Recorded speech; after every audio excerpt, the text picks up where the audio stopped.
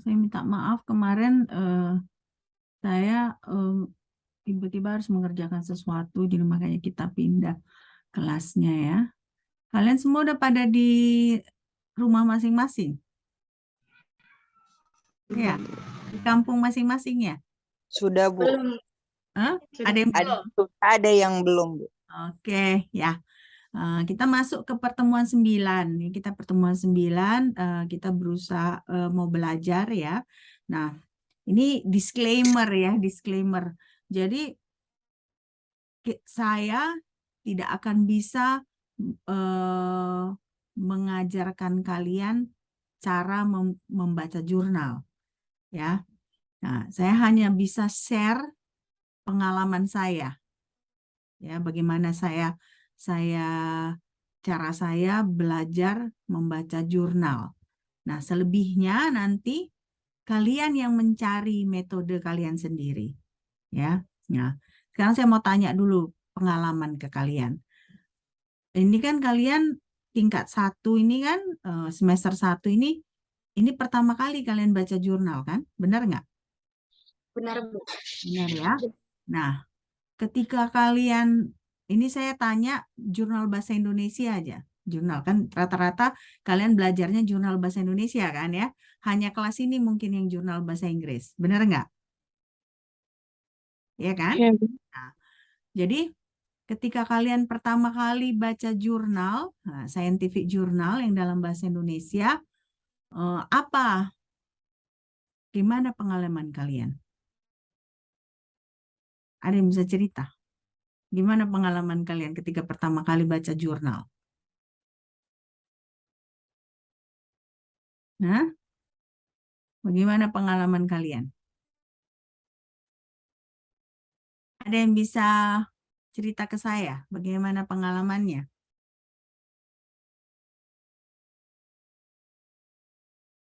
Hah? Coba saya panggil ya. Siapa kira-kira saya panggil ini? Asri deh, Asri. Bagaimana pengalamannya Asri? Pengalaman pertama kali. pas baru baca jurnal, Bu, itu Hmm. kayak masih kurang ngerti karena belum pernah membaca sebelumnya gitu. Hmm. Belum memahami gitu. Kurang ngertinya di mana? Biasanya di mana kurang ngertinya? Kayak mencari isi dari jurnalnya itu kayak mana sih gitu. Terminologinya kali ya, terminologinya ya. Banyak istilah-istilah yang tidak dimengerti, benar nggak? Iya, Bu. Padahal itu bahasa Indonesia gitu ya, bahasa Indonesia. Nah, memang di situ trikinya kita baca jurnal ya, banyak istilah karena kita kan bukan expert ya. Maksudnya kalian masih semester 1, banyak hal yang belum kalian ketahui. Terus kalian di apa namanya ini seperti dipaksa ya, dipaksa oleh Unimed untuk membaca jurnal. Nah, tapi itu sebenarnya untuk kebaikan kalian ya. Maksudnya kalau sekarang kita memang harus bisa segala hal gitu ya. Nah, ini salah satunya baca jurnal. Nah, kalau pengalaman saya ketika baca jurnal pertama kali juga susah. Kenapa? Ketika saya bacanya apa sih maksudnya ini? Apa sih maksudnya? Kenapa? Karena jurnal ini kan sebenarnya ditujukan untuk orang-orang yang sebenarnya sudah mengerti topik tersebut gitu ya. Nah, jadi makanya saya nggak akan bisa mengajari kalian cara membaca jurnal. Jadi memang ada topik kita di sini, tapi saya hanya bisa share ya, share bagaimana cara saya. Oke? Nah, kita mulai ya topiknya.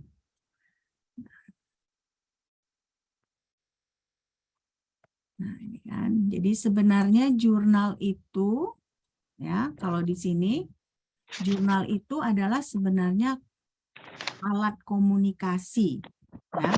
Jadi jurnal itu sekarang Kak dosen gitu, dosen kan wajib ada publikasi gitu ya. Selalu harus ada publikasi. Nah, kenapa? Karena diharapkan dosen itu kan ada penelitiannya. Nah, kenapa ada publikasi supaya dosen itu bisa mengkomunikasikan hasil penelitiannya. Nah, makanya bahasanya sering sulit dimengerti. Memang diutamakan untuk orang-orang yang sudah expert, ya, orang-orang yang sudah expert. Nah, rumit juga karena dia biasanya ada strukturnya. Strukturnya apa aja jurnal? Ada yang bisa kasih tahu saya? Ada apa aja di jurnal itu? Sepanjang Abstrak. yang kalian pelajari. Abstrak, Nah, pendahuluan, Metode ada abstrak, ada pendahuluan, baru metode penelitian, metode penelitian. Nah, baru sesudah itu ada ada result and discussion ya. Ada pembahasan. Baru ada kesimpulan, baru ada apa? saran. Ada saran, nggak ada di jurnal ya. Paling ada dia daftar pustaka ya, reference ya. Nah, kalian kan ada ambil tilda kan semester ini? Nah, di tilda kalian ada belajar ini nggak? Ada belajar software untuk citasi? Ada. Ada. Apa yang dipelajari di tilda software untuk citasi? Mendeley, Mem. Mendeley ya, Mendeley. Nah, di situ kan kita pelajari Mendeley. Nah, ini kalau misalnya jurnal ini biasanya kita pakai Mendeley nanti untuk mensitasi ya. Nah, inilah dia definisi dari jurnal ya. Oke. Nah, kenapa kita penting membaca jurnal? Ya. Karena kita selalu, terutama kita mahasiswa kimia ya, mahasiswa sains ya. Nah, itu kita selalu menulis laporan lab. Nah, selain menulis laporan lab, nanti skripsi kita pun ada kan bagian pendahuluan itu bagian pendahuluan itu seperti literatur review ya. Nah, jadi kita penting membaca jurnal. Nah, makanya kalaupun awal-awal ini kalian struggling baca jurnal, tapi percayalah ini nanti berguna ketika kalian mulai menulis skripsi ya. Nah, kan kalian menulis proposal nanti paling nggak berapa? Mungkin 40 jurnal yang harus kalian baca. Nah, tapi kan kalian sudah dilatih satu semester ini udah berapa jurnal yang kalian baca? Ini kan kita udah lewat midterm kan, udah lewat UTS kan. Nah, sampai saat ini sudah berapa jurnal yang kalian baca? Banyak, Mem. Banyak. Banyaknya berapa? Setiap mata pelajaran itu pasti ada gitu, Mem. Kalian mata pelajaran ada berapa? Ada nggak 8? 9. Nah, 9 berarti kalau satu kelas minimal 2 jurnal, berarti kalian sudah baca 18 jurnal, bukan? Ya, sekitar 18 jurnal ya. Nah, mungkin salah satunya kelas saya ada 2 jurnal dalam bahasa Inggris. Ya kan? Nah, berarti sebenarnya sampai pertengahan semester ini aja kalian sudah banyak berlatih membaca jurnal, ya kan? Nah, diasumsikan setiap mahasiswa membaca ya, walaupun kerja kelompok, tiap orang harus baca juga ya. Nah, jadi kalau pengalaman kalian, kira-kira bagaimana cara kalian membaca jurnal?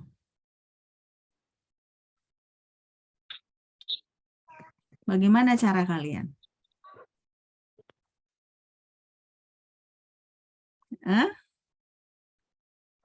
Pertama itu membaca abstrak dulu. Setelah abstraknya kita baca, cocok enggak yang kita cari. Baru ke pendahuluan. Biasanya di pendahuluan itu dianya memberi apa yang akan dijelaskan dia di dalam isi kayak gitu, Mem. Jadi pendahuluan langsung kesimpulan, baca kesimpulan, benar enggak apa yang kita tulis itu, yang kita cari itu, benar-benar jurnalnya cocok gitu, Mem. Oke, udah benar itu caranya. Jadi memang harus abstrak dulu yang dibaca ya. Abstrak. Nah, setelah itu misalnya kita rasa dari abstrak itu sesuai, kita lanjutkan gitu ya. Kalau nggak sesuai, apa kalian lanjutkan baca? Enggak. Enggak kan? Ngapain buang-buang waktu kita membaca sesuatu yang nggak kita butuhkan ya kan? Karena beribu-ribu jurnal kan? Oke, nah itu udah benar cara kalian ya. Nah, jadi each person have different ways to read journal. Nah, jadi setiap orang caranya berbeda membaca jurnal. Makanya saya bilang tadi sama kalian kan, Saya nggak bisa mengajarkan kalian bagaimana cara membaca jurnal. Kalian yang cari sendiri. Ya, kalian yang cari sendiri. Saya hanya bisa kasih tips-tips. Ya, nah ini di sini saya tuliskan, it is clear that reading scientific papers becomes easier with experience. Benar nggak kalian rasa seperti itu? Pertama kali baca jurnal, kalian bandingkan lah pertama kali baca jurnal, jurnal yang pertama kalian baca, kalian bandingkan dengan jurnal yang ke-10 kalian baca. Mana lebih gampang? Jurnal yang ke-10 nggak? Bener nggak? Iya, Semakin tahu kan kalian caranya kan, bener nggak? Ya, jadi memang tidak ada yang bilang baca jurnal itu gampang. Dosen pun merasa baca jurnal itu susah, ya. Apalagi mahasiswa semester 1.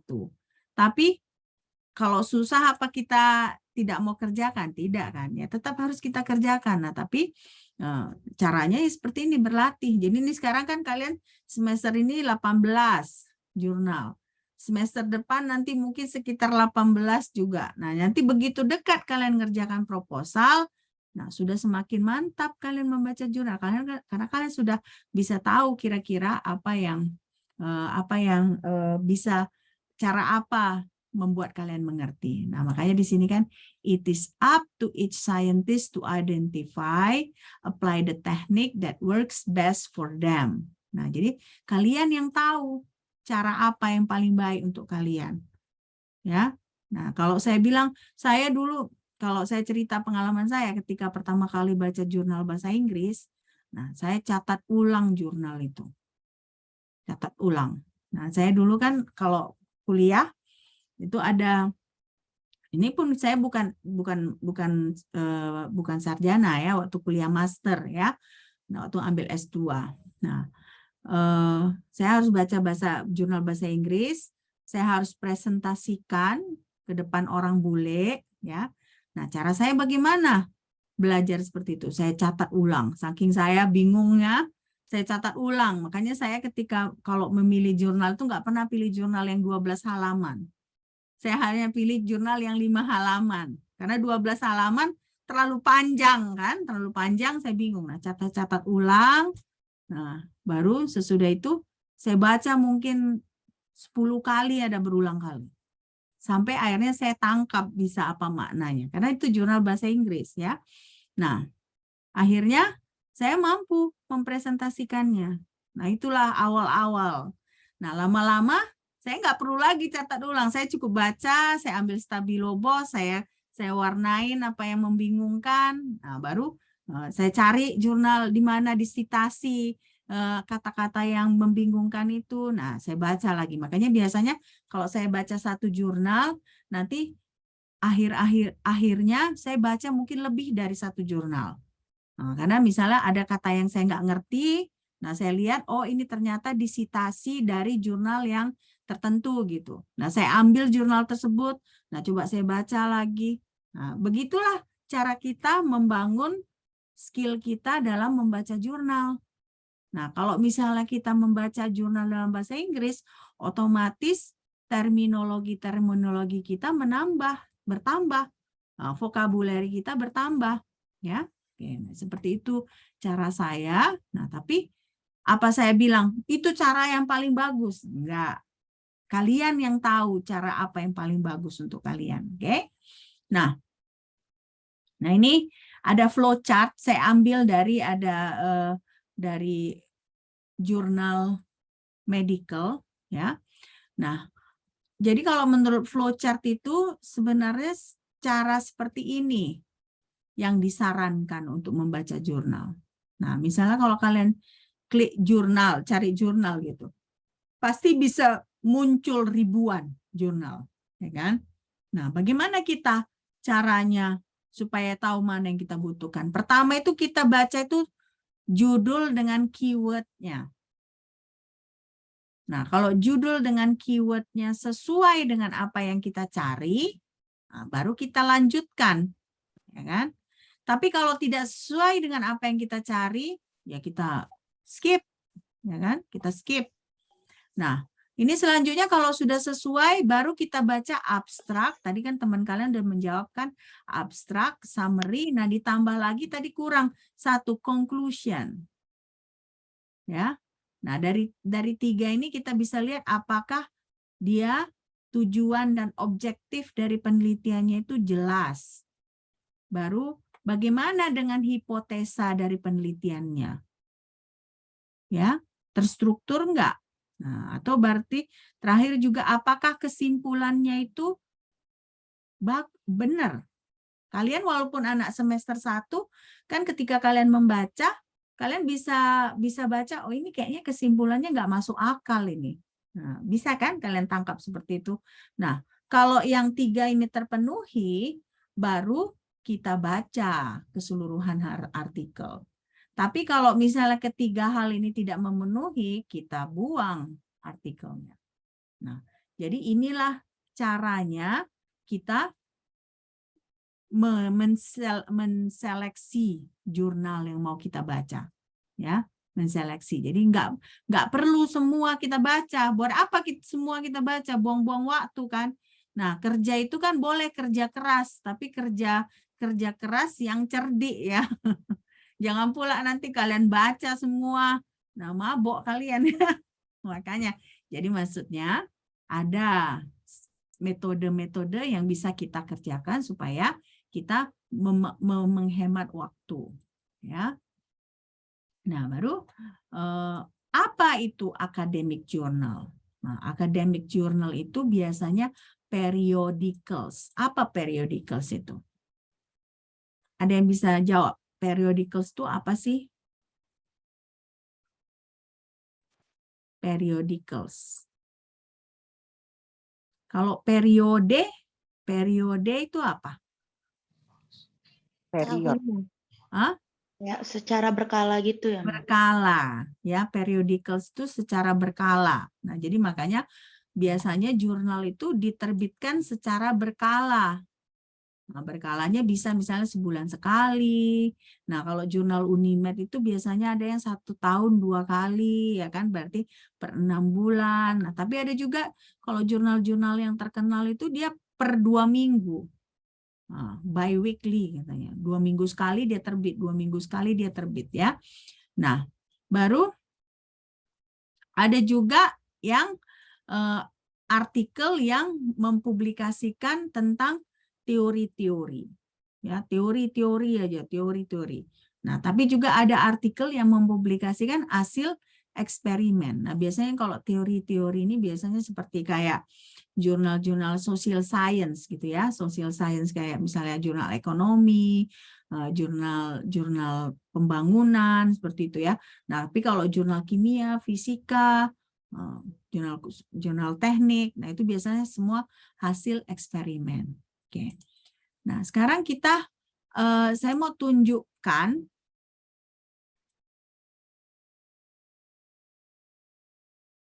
ada beberapa jenis jurnal, ya.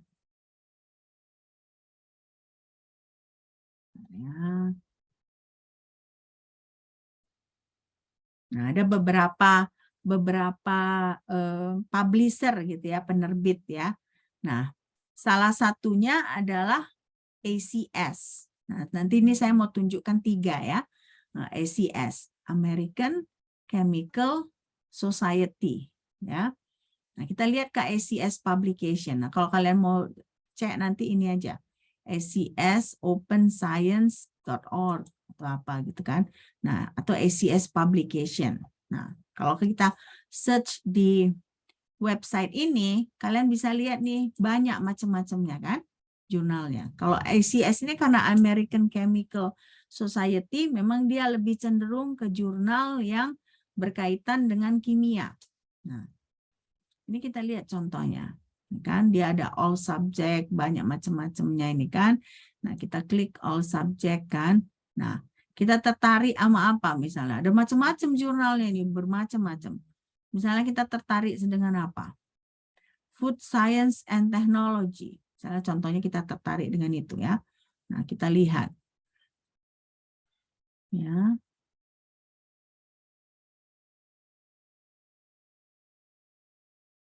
mau dia ini.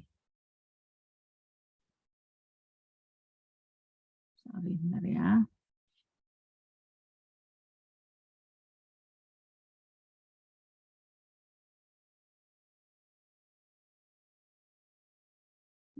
Nggak mau dia. Bentar ya.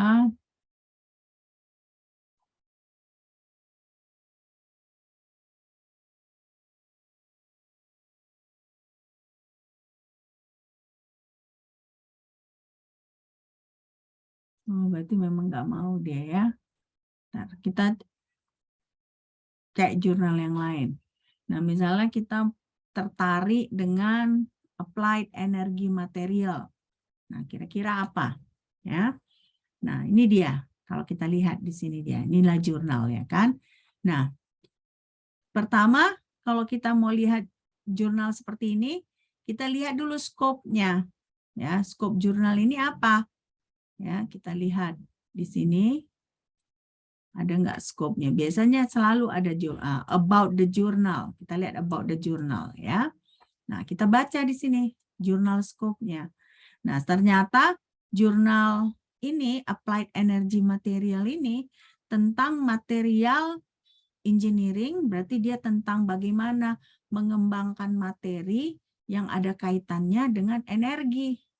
Nah, energi conversion atau energi storage. Kenapa kok sekarang material yang ada kaitannya dengan energi?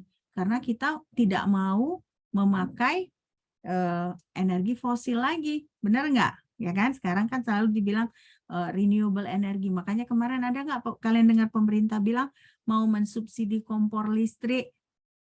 Pernah dengar nggak kalian baca berita nggak? Ya kan? Pernah, Bu. Nah, kenapa seperti itu? Karena pemerintah berusaha mengurangi ketergantungan kita pada gas bumi ya, LNG. Nah, jadi ternyata jurnal yang ini skopnya itu tentang energi. Nah, tapi utamanya pasti energi yang renewable. Apa arti renewable? Renewable.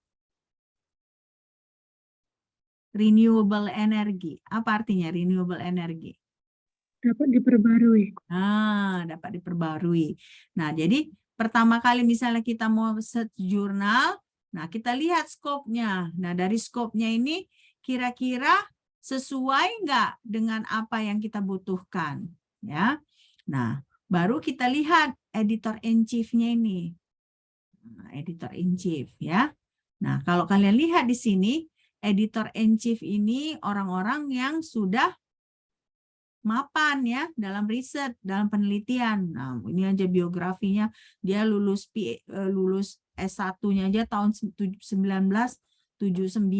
Nah, PhD-nya aja 83. Nah, dia udah apa? Dia udah full profesor. Nah, kalau full Robert L. Welch Distinguished University Chair katanya. Itu ini organisasi yang terkenal di Amerika. Nah, jadi berarti dia sudah mumpuni. Nah, jadi kalau kita masukkan jurnal ke jurnal ini, nah dialah yang menentukan apakah jurnal kita keterima atau tidak, ya. Nah, ini berarti ini ACS, ya, ACS. Nah, yang berikutnya adalah ARC, nah, Royal Society of Chemistry, ya kan? ACS kan tadi dari Amerika, ya kan? Nah, Royal Society of Chemistry, kira-kira kalau kalian nebaknya dari mana? Dari mana kalian tebaknya? Coba. Kalau American Chemical Society jelas kan dari Amerika. Nah, tapi kalau Royal Society of Chemistry, dari mana kira-kira? Yang ada royalnya itu negara mana biasanya? Kerajaan-kerajaan, dari mana biasanya? Inggris ya, Mem? Inggris. Inggris. Nah, jadi Royal Society of Chemistry ini dia dari Inggris. Nah, ini juga khusus untuk untuk chemistry gitu ya. Nah, kita cek ya about us. Nah, kita cek apa sih historinya ya. Nah, historinya di sini kalian bisa lihat kan bahwa Royal Society itu termasuk dokter, berarti medical doctor ya, dokter dalam medical, akademia, academics itu berarti dosen-dosen, profesor-profesor, peneliti-peneliti, dan juga manufacturer and entrepreneur. Nah, berarti ternyata di jurnal ini tidak hanya dokter, tidak hanya akademia, dosen seperti saya, tetapi juga pengusaha. Ya. Nah, kalau kalian misalnya belajar dulu, itu misalnya kayak katalis pembuatan sulfat, sulfuric acid, ya, asam sulfat, itu ditemukan oleh ahli pengusaha. Ya, tentunya pengusahanya dia memang seorang kimia, dia buka usaha. Nah, jadi kalau di luar negeri itu kan sekolah, tapi mereka tidak melulu mau jadi pegawai orang gitu. Mereka buka usaha berdasarkan pengetahuan mereka, gitu ya. Nah, jadi di sini kita bisa lihat ternyata ya, kalaupun kita misalnya kita submit jurnal, tidak melulu kita harus di akademia ya, bisa juga dokter, nah bisa juga pengusaha. Nah, pengusaha itu biasanya mereka menemukan mungkin metode-metode baru dalam hal usaha mereka. Oke. Nah, sekarang saya tunjukkan ke kalian jurnal berikutnya. Ya, Pak. Jurnal berikutnya ini kalian bisa lihat ya, apa ini? Ini coba Elsevier. Ya. Nah, Elsevier ini kalau tadi kan American Chemical Society, Royal RSC, Royal Society of Chemistry. Nah, dua-dua ini khusus kimia, ya kan? Khusus kimia. Tapi kalau Elsevier ini ya, dia macam-macam. Ya. Dia bisa matematik, bisa ekonomi, bisa teknik, bisa medicine. Nah, nanti kalau kita baca si Elsevier ini, ya, dia ini banyak penerima Nobel dalam bidang hal kedokteran, masukkan jurnalnya ke Elsevier ini. Ya, nah Elsevier ini coba kita lihat dari Nederland, ya, dari apa namanya dari Belanda, ya, dari Belanda. Nah, jadi bermacam-macam jurnal yang terkenal ini kan, ada yang dari Amerika, ada yang dari Inggris, ada juga yang dari Nederland. Nah, kebetulan khusus untuk yang Elsevier ini tidak fokus di kimia, tetapi dia masuk juga social science dan science. Oke. Nah, inilah yang saya mau tunjukkan ke kalian. Nah, sekarang saya mau tunjukkan satu video, ya. Bentar ya.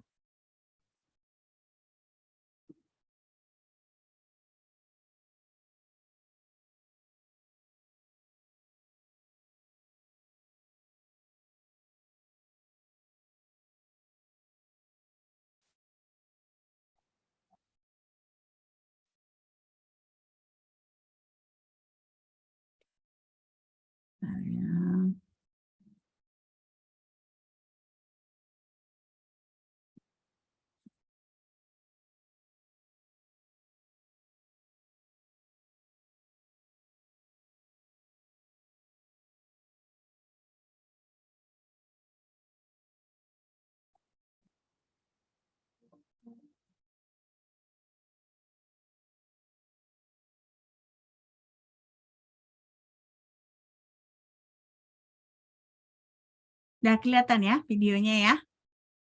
Kelihatan kan? Sudah, Bu. Kita dengarkan dulu ya. So a typical lithium-ion battery technology will only last for 1,000, 2,000 charge or discharge cycles. With our technology, we can have a battery technology that will last between 10,000, 30,000 cycles. I'm Alex Grimbridge. I'm the Chief Technology Officer and one of the co-founders of Echion Technologies. Echion Technologies is a startup company that founded back in 2017 from the University of Cambridge.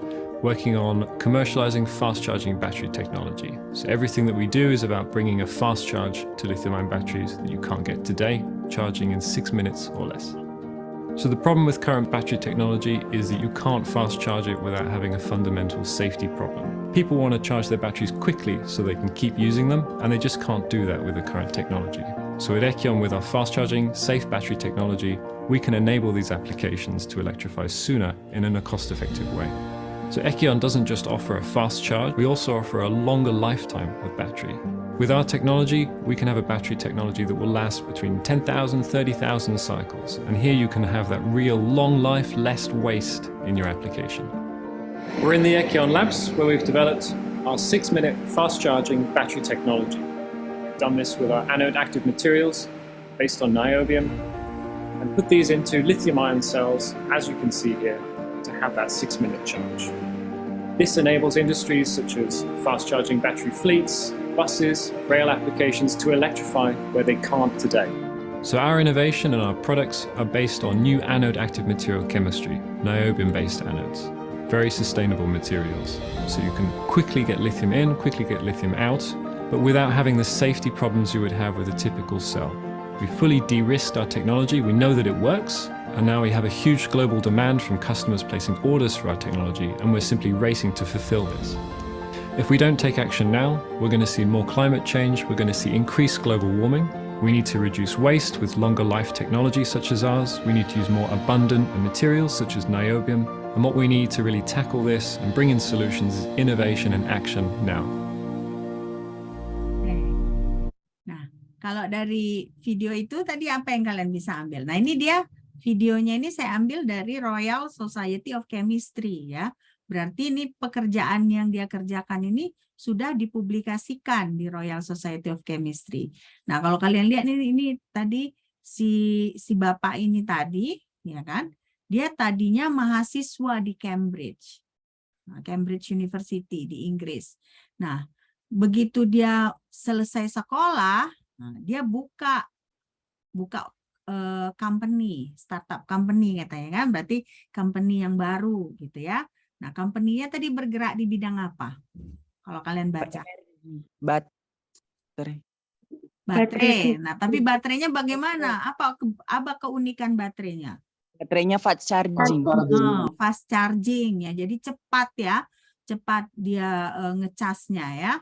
Nah, sekarang kan kita mau beralihkan dari energi fosil ya kan ke energi yang renewable katanya. Nah, tapi misalnya banyak baterai sekarang itu dia tidak sustainable. Apa sustainable itu? Apa artinya sustainable? Tidak dapat diperbarui. Tidak dapat. Kalau sustainable itu kan dia dapat diperbaharui ya kan. Jadi banyakan sekarang tidak dapat diperbaharui gitu kan. Nah, jadi dia berusaha membuat baterai yang fast charging. Nah, jadi kalian pernah ada lihat nggak itu yang Grab yang dia naik sepeda, tapi sepeda listrik. Pernah, Mem. Iya, pernah lihat kan? Pernah nggak kalian ngobrol-ngobrol dengan bapak supirnya? Enggak. Pernah kali ya? Nah, saya pernah ngobrol-ngobrol, saya tertarik kan, karena kan itu kan unik kan ya. Dia nggak pakai bensin, dia pakai listrik, sepeda gitu kan ya. Nah, memang kan tetap lebih cepat dari sepeda kayu ya, pastinya kan, karena itu kan mesin juga gitu ya. Nah, saya tanya, Bapak, kalau ini Bapak pakai sepeda ini sesudah Bapak cas baterainya, berapa lama Bapak bisa pakai? 4 jam katanya. 4 jam dia hanya bisa pakai.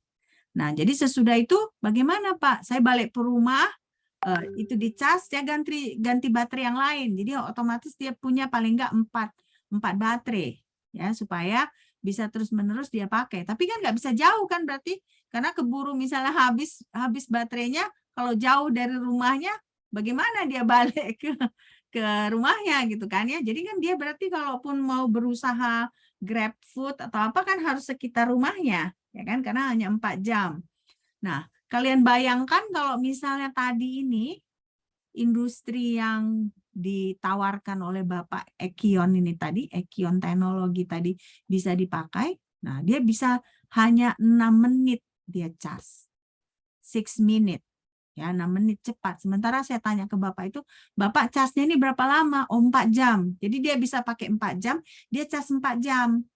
Nah, jadi kan maksudnya agak repot masih kan. Kita mau pindah ke teknologi yang renewable, nah, tapi masih tidak convenient kan, tidak nyaman. Nah, jadi kalian bisa lihat seperti inilah seharusnya kita ya, tujuan kita dalam kuliah. Nah, ini dia tadi, nah tentunya dia bukan mahasiswa S1 ya, dia mahasiswa S3. Nah, tapi dia bisa buka startup company. Nah, pasti itu tadi fast charging baterai itu pasti penelitian dia sewaktu S3. Ya, penelitian waktu S3.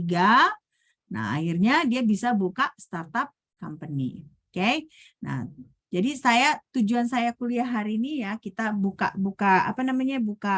pemikiran kita ya, bahwa ya membaca jurnal itu pasti ada gunanya ya.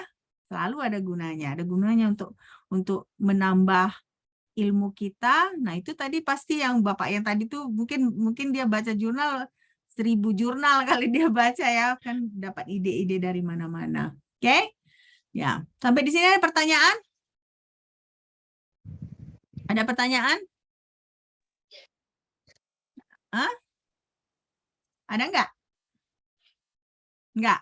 Oke, kita lanjut ya. Kita lanjut topik kita supaya kalian nggak bosen ya kalau dengar-dengar saya hanya presentasi aja, oke?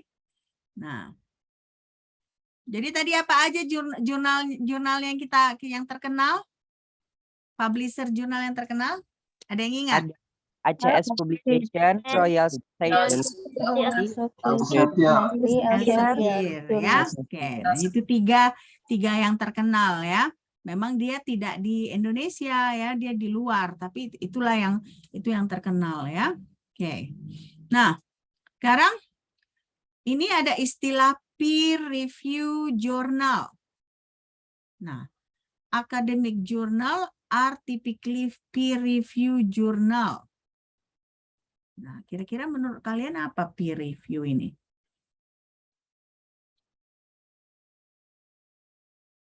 Peer review journal.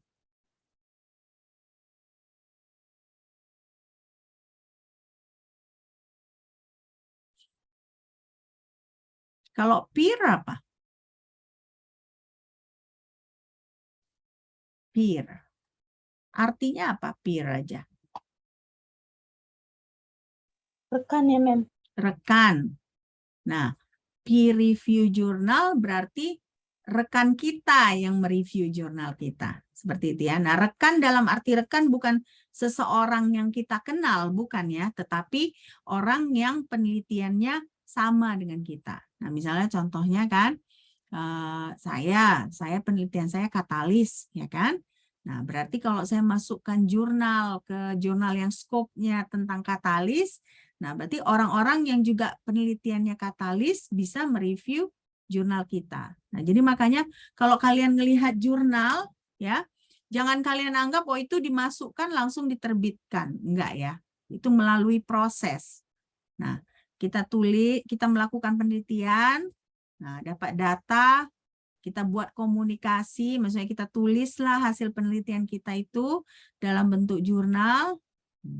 Kita masukkan ke jurnal tertentu, ya kan? Nah, nanti baru direview, dilihat. Pertama dilihat bagaimana cara penulisannya. Terkadang ada orang yang hasil penelitiannya bagus, ya, tapi begitu dilihat penulisannya, misalnya kalau dikirim ke bahasa Inggris gitu, ternyata bahasa Inggrisnya kurang bagus, bisa ditolak, ya. Jadi nggak gampang kalau kalian lihat jurnal itu melalui proses banyak. Nah, itu pertama. Yang kedua, diperhatikan kan karena orang yang bergerak di bidang yang sama yang akan mereview kan. Nah, sesudah itu dilihat ya, dilihat bagaimana ini hasil datanya meyakinkan atau tidak. Ya kan? Baru kesimpulannya benar atau tidak. Nah, bagaimana kira-kira datanya cukup nggak seperti yang disimpulkan itu, data itu cukup nggak menyimpulkan kesimpulan tersebut, ya. Jadi melalui proses dia. Nah, itulah namanya peer review, ya. Nah, Jadi stepnya itu untuk memasukkan jurnal, submit an article manuscript for consideration. Jadi kita masukkan ke jurnal, ya kan? Nah, tadi kan saya sudah ada contoh-contohnya. Contohnya bisa kita masukkan ke salah satu jurnal tersebut. Nah, baru editor. Nah, editor tadi yang kepalanya tadi editor in chief. Nah, nanti dia yang memilih kira-kira orang mana yang tepat untuk menilai jurnal kita. Ya, jadi journal editor will send the submission to other scholar who do similar work. Nah, makanya harus yang mereview itu harus orang yang sama, bukan sama, mirip kerjanya dengan kita, ya. Nah, tapi dia juga harus qualified. Qualified artinya apa boleh mahasiswa yang mereview? Nggak boleh, ya. Nggak boleh mahasiswa yang mereview. Harus dia paling nggak dia sudah profesor, sudah dosen gitu ya, atau sudah peneliti yang senior. Nah, baru biasanya itu 3 scholar yang akan dikirimkan ya ke 3 orang. Oke. Nah, baru step yang ketiga, si editor itu akan mengevaluasi hasil review dari peer tadi itu, dari 3 orang tersebut. Nah, jadi akhirnya diputuskan apakah ditolak atau diterima. Nah, biasanya itu tidak langsung ditolak. Nah, disuruh dulu si penulis itu, ini coba kamu perbaiki ininya. Ada mungkin beberapa artikel kita harus mengulangi eksperimen. Ada seperti itu. Ya, jadi ketika kita memasukkan paper, nah kita harus mengulang eksperimen karena ternyata mungkin data kita itu tidak meyakinkan. Ya, nah sesudah kita perbaiki, nah baru nanti kalau misalnya hasil kita memperbaiki itu bagus, baru diterima. Kalau hasil kita memperbaiki itu belum memuaskan, nah baru ditolak, gitu ya. Oke. Nah, jadi makanya di sini ada yang bisa diterima setelah hasil review, tapi ada juga yang misalnya sudah direvisinya, bisa juga dikembalikan lagi, revisikan lagi nih, kurang lagi. Nah, sampai mungkin beberapa kali revisi baru diterima. Tapi ada juga yang sampai beberapa kali revisi pun dia ditolak. Ya, oke. Nah, jadi ini apa itu academic article? Tadi saya sudah jelaskan, dia itu adalah cara scientist, ya, cara scholar untuk share pendapat mereka. Nah, ya, biasanya itu di antara orang yang sama subjeknya. Ya, makanya tadi kalian bilang susah baca jurnal kan? Kenapa? Karena itu memang khusus untuk orang-orang yang sudah expert ya. Nah, biasanya kalian baca jurnalnya jurnal tentang apa? Topik tentang apa? Dari beberapa kelas itu tentang apa aja? Sains, Ma'am. Science. Sainsnya fokus ke kimia kah atau sains yang lain? Fokus ke Apa? kimia sih, Mem. Apa? Fokus ke kimia. Fokus ke kimia ya, fokus ke kimia. Nah, ini kimianya kimia yang murni atau pendidikan kimia? Pendidikan kimia, Mem. Kadang juga jurnalnya itu menuju ke bagaimana untuk pendidikan, kayak mengerti anak-anak kayak gitu, Mem. Oh, oke. Jadi lebih ke pendidikan gitu ya. Jurnal yang ke pendidikan. Oke, nanti minggu depan ya. Minggu depan itu yang kita kerjakan ya. Saya minta kalian baca jurnal. Nah, baru kita diskusikan di kelas. Oke. Nah, baru ini jenis-jenis ya, jenis-jenis jurnal. Ada dia yang research report. Nah, research report ini berarti kita melaporkan hasil penelitian kita, bisa hasil eksperimen kita, bisa hasil analisa kita. Nah, tapi ada juga literatur review, artikel. Jadi artikel yang dia merupakan kumpulan dari jurnal-jurnal orang, ya, dievaluasi oleh satu orang, dan akhirnya dari situ nanti kesimpulannya kira-kira sesudah ini mau ke arah mana penelitian. Ya, jadi tidak melulu hasil eksperimen kita yang merupakan jurnal. Nah, tapi juga bisa kumpulan dari eksperimen orang yang kita analisa. Nah, itu yang kita sebut sebagai literatur review artikel. Nah, biasanya kalau misalnya research report paling banyak juga 12 halaman ya. 12 halaman maksimum. Biasanya itu antara 5 sampai 12 halaman. Tapi kalau literatur review, nah ini bisa sampai 40 halaman. Ada yang bahkan sampai 90 halaman karena dia literatur review. Ya. Nah, tidak sembarangan tentunya orang yang bisa menulis literatur review. Nah, biasanya orang yang menulis literatur review ini yang dia pengalaman penelitiannya di bidang itu mungkin sudah puluhan tahun. Nah, ya. Saya mau tunjukkan ke kalian contoh dari literatur review. Ya.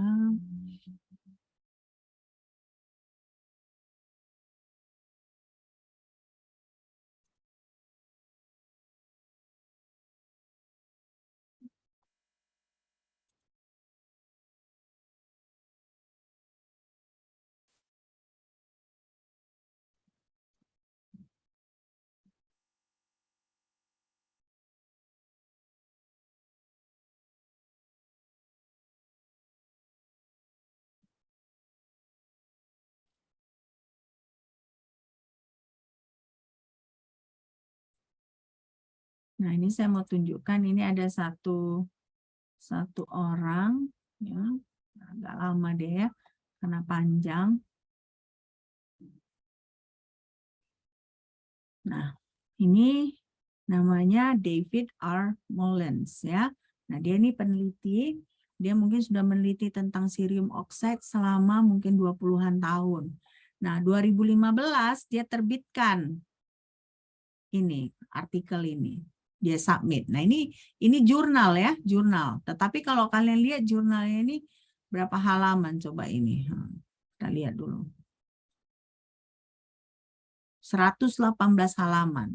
Jadi bukan buku ini ya, ini jurnal. Kenapa dia sepanjang ini? Karena dia merupakan literatur review. Nah, kalau kita lihat ya, di reference-nya, dari reference-nya aja kita lihat. Reference-nya ada berapa ini coba? Jadi dia harus membaca sekitar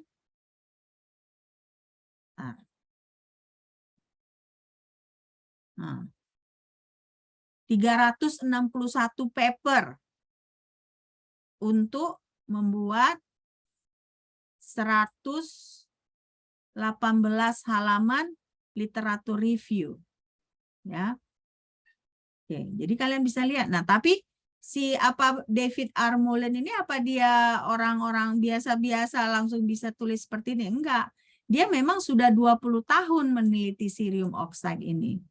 Nah, akhirnya setelah beberapa tahun, puluhan tahun dia kerja, dia baru bisa menulis paper ini. Nah, ini kan dia buat this manuscript. Nah, berarti ini jurnal. Dia bukan buku. Jangan kalian anggap ini buku. Dia bukan buku, ini jurnal. Nah, jurnal ini dia tulis juga di sini bahwa jurnal ini dikerjakan, ya, banyak penelitiannya dikerjakan, dibiayai oleh Department of Energy, ya. Nah, jadi ini peneliti, dia bukan dosen ya, dia peneliti. Dia seperti kalau kalian tahu LIPI kan, LIPI, Lembaga Ilmu Pengetahuan Indonesia yang di Bandung itu kan. Nah, ini si David R. Mullins ini seperti orang yang kerja di LIPI gitu. Tapi kalau di Amerika disebutnya National Lab. Nah, inilah contohnya literatur review. Nah, dia tetap juga dia banyak macamnya kan. Nah, banyak macam, hampir seperti buku dia, ya. Ada juga data-datanya. Nah, tapi ini di sini banyak data-data dia juga, ya, banyak data-data dia juga. Nah, ini kalian bisa lihat ada banyak gambar-gambar juga, ya kan. Nah, ini data-data orang, ya kan. Nah, dia tuliskan di sini reprinted from reference ini with permission from Elsevier. Nah, kan berarti dia dari data orang kan. Nah, ini juga dia ada tulis di sini, ya kan, lengkap dia, lengkap. Nah, ini juga kan disebutkan copyrighted dari AIP, ya, American Institute of Physical, ya kan? Nah, ini juga dia tulis di sini, oke, ini reprinted dari reference ini, copyrighted dari American Chemical Society. Nah, jadi dia nggak lupa gitu ya mensitasi. Oke, nggak lupa mensitasi. Nah, jadi dari sini kalian bisa lihat bahwa jurnal ini pun macam-macam ya. Tidak melulu hanya hasil eksperimen orang, ya, tapi juga dia bisa literatur review. Tapi begitu literatur review itu juga nggak sembarangan orang bisa ya, nggak sembarangan orang bisa mengerjakan itu. Harus juga yang berpengalaman. Nah, kalau kalian tanya, Ibu bisa nggak nulis literatur review? Saya belum bisa nulis literatur review. Kenapa? Karena pengalaman saya belum cukup, ya. Nah, kalau kalian tanya mungkin 10 tahun yang akan datang, 15 tahun yang akan datang, kalau saya sehat, saya panjang umur, nah, ya saya mungkin bisa udah menulis itu. Tapi kalau kalian tanya sekarang, belum bisa. Nah, kalau kalian tanya, kami bisa nggak nulis literatur review, Bu? Belum bisa ya. Pengalaman kalian belum ada. Tapi kalau misalnya nanti, Bu, misalnya kami punya PKM, Bu, hasil PKM kami mau kami masukkan ke jurnal, bisa nggak, Bu? Bisa. Ya, makanya coba kalian pikir, ada nggak yang udah ikut PKM nih? Belum ada. Nah, coba semester ini belum, semester depan coba. Nah, seperti saya bilang kan, misalnya cari aja apa yang khas dari daerah kalian gitu, yang bisa kalian teliti. Nah, itulah namanya kreativitas kan, kreativitas mahasiswa. Dan tentunya nggak akan diminta yang rumit-rumit, ya kan, tapi inovatif, ya. Oke. Nah, kita lanjut lagi. Nah, jadi inilah literatur review. Tadi saya sudah tunjukkan literatur review, ya. Nah, sekarang ada theoretical articles. Nah, theoretical articles ini berarti dia membuat teori yang bisa menjelaskan observasi. Nah, biasanya ini juga seperti penelitian-penelitian dalam bidang matematik. Nah, mereka harus bisa mengeluarkan teori-teori. Nah, ini penelitian yang sulit. Kenapa? Karena penelitian itu, maksudnya kalau membuat paper theoretical article itu pasti sulit. Kenapa? Karena dia banyak jargon. Apa jargon itu? Apa artinya jargon? Jargon. Apa artinya jargon? Jargon, apa artinya jargon? Ayo. Ya?